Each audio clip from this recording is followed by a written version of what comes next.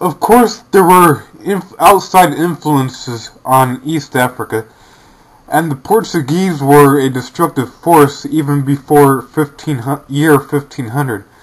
But the slave trade, the only forces that had enough power on that coast for the slave trade were the British.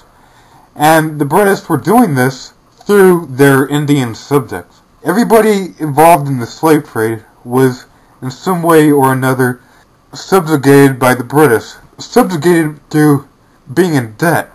So this is economic manipulation.